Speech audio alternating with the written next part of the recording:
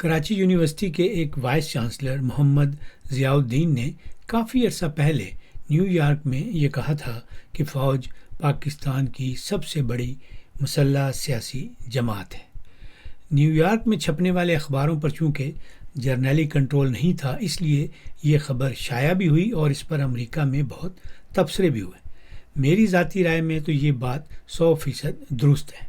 مجھے یقین ہے کہ پاکستان کی بڑی عوامی اور غیر مسلح سیاسی جماعتوں کے رہنماؤں کو بھی اس حقیقت کا علم ہے، لیکن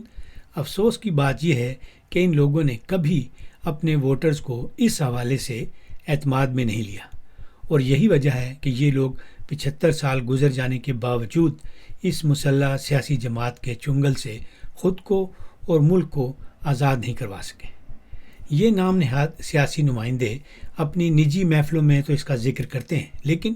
عوام کے سامنے آ کر اس حوالے سے کوئی بات نہیں کرتے، بلکہ اس مسلح سیاسی جماعت کے رہنماؤں کے قصیدے پڑھنا شروع کر دیتے ہیں۔ اس کے علاوہ اپنی سیاسی سرگرمیوں میں بھی اس بات کا پورا خیال رکھتے ہیں کہ کوئی ایسی گستاخی نہ کی جائے جس سے اس مسلح سیاسی جماعت کا 4 اسٹار لیڈر تو ایک طرف، کوئی نان اسٹار لیڈر بھی ناراض نہ ہونے پائے۔ یہ دوغلے سیاسی رہنما جب عوامی جلسوں سے خطاب کرتے ہیں تو اپنے ووٹر کے ساتھ بڑی بڑی انقلابی باتیں کرتے ہیں۔ ووٹر ان کی شعلہ بیانیوں کے جال میں آ کر ان کے ساتھ اس جدوجہد میں شامل ہو جاتا ہے، جو کہ ووٹر کے خیال میں اس مسلح سیاسی جماعت کو سیاست سے باہر کرنے کے لیے ہوتی ہے، لیکن در حقیقت یہ جدوجہد اس لیڈر کے ذاتی مفاد کے لیے ہوتی ہے، اور وہ موقع ملتے ہی اس عوامی دباؤ کا استعمال کرتے ہوئے اس مسلح سیاسی جماعت کے ساتھ اقتدار میں پارٹنر بن جاتا ہے۔ حالانکہ اس جرنیلی پارٹنرشپ سے ان مفاد پرست سیاسی رہنماؤں کو کبھی کچھ حاصل نہیں ہوتا۔ ہر بار مسلح سیاسی جماعت کے لیڈر ان بلڈی سویلینز کو استعمال کر کے ٹیشو پیپر کی طرح فلش کر دیتے ہیں، لیکن ان بلڈی سویلینز رہنماؤں کو اس لولے لنگڑے اقتدار کا ایسا نشہ ہے کہ یہ ہر بار اسی عطار کے لونڈے سے دوا لینے کے لیے قطار بنا کر کھڑے ہو جاتے ہیں۔ ان دنوں بھی جرنیلی پاکستان میں یہی کچھ ہو رہا ہے۔ پہلے عمران نیازی نے نیو مدینہ اور تبدیلی کے نام پر لوگوں کو بے وقوف بنایا، اور پھر اسی مسلح سیاسی جماعت کے ساتھ مل کر ایسی وزارت عظمیٰ لے لی جس نے اسے نکے کے نام سے مشہور کر دیا۔ اس نکے نے اپنے جرنیلی ابے کی مدد سے اپنے اور اپنے چیلوں کے لیے بہت ساری سہولتیں حاصل کی، لیکن اس کے بدلے میں ملک کی سیاست، جمہوریت اور آئین کو اس حد تک کمزور کر دیا کہ وہ اب ایک لمبے عرصے تک اس مسلح سیاسی جماعت کے خلاف کسی قسم کی مزاحمت نہیں کر پائے گا۔ ان دنوں عمران نیازی اٹک جیل میں ہے، اور اب وہ پاکستانی عوام اور دنیا بھر کو یہ بتانے کی کوشش کر رہا ہے کہ اس مسلح سیاسی جماعت کا اصل کردار کیا ہے، لیکن اب بہت دیر ہو چکی ہے۔ اگر عمران نیازی جرنیلی پارٹنرشپ قبول کرنے کی بجائے عوامی طاقت سے اقتدار میں آتا تو صورتحال مختلف ہو سکتی تھی۔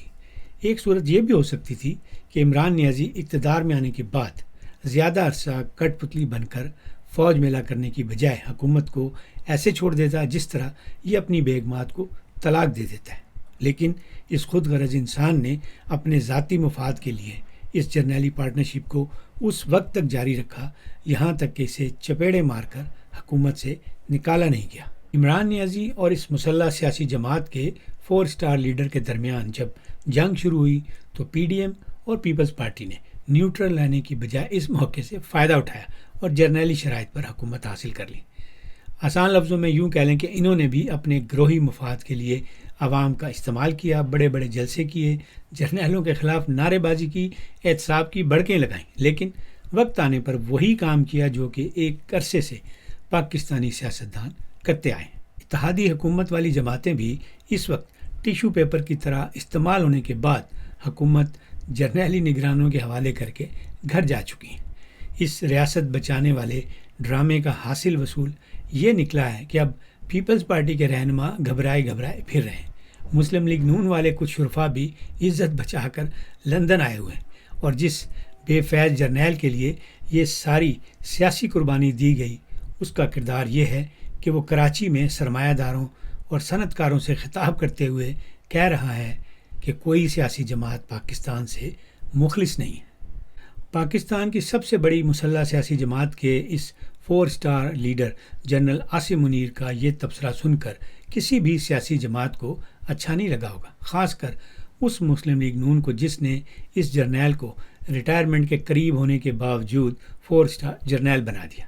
مجھے تو خیر یہ خبر پڑھ کر بہت دکھ ہوا، غصہ بھی آیا، اور اسی غصے کی وجہ سے یہ گفتگو بھی کر رہا ہوں۔ لیکن ان ریاست بچانے والوں کو شاید ایسا نہیں لگا، کیونکہ یہ تو ایسی جرنیلی عزت افزائی کے عادی ہیں، اور ویسے بھی انہیں اپنی سیاست کی اینٹ سے اینٹ نہیں بجوانی اور اس کاروبار کو اپنی اگلی نسلوں تک منتقل کرنا ہے۔ یہی وجہ ہے کہ کسی سیاسی جماعت نے اس عزت افزائی کے خلاف آواز نہیں اٹھائی۔ سوشل میڈیا پر اس جرنیلی گولہ باری کے خلاف بہت کچھ کہا گیا ہے، اور اسی کا نوٹس لیتے ہوئے اس بات کی ہلکی پھلکی تردید ایک اور موٹے پیٹ والے سیٹ سے کروائی گئی ہے کہ جنرل عاصم منیر نے ایسا کچھ نہیں کہا، بلکہ اس نے تو یہ کہا ہے کہ اچھے برے لوگ ہر سیاسی جماعت میں ہوتے ہیں۔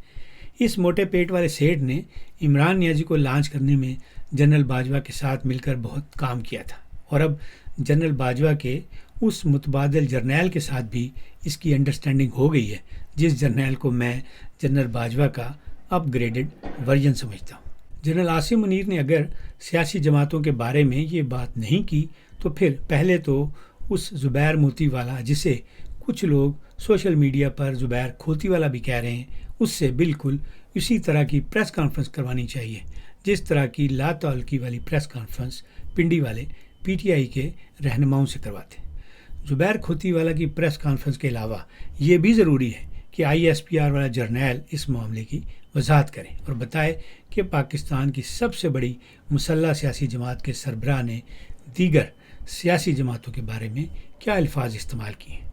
سیاسی جماعتیں اپنی اس جرنیلی عزت افزائی کے خلاف اف بھی نہیں کر سکتی، اور اس کی وجہ صرف اور صرف یہ ہے کہ ان کے رہنماؤں کا اپنے عوام کے ساتھ رشتہ سچا نہیں ہے۔ یہ عوام کو اس مسلح سیاسی جماعت کے کارناموں کے بارے میں کھل کر نہیں بتاتے۔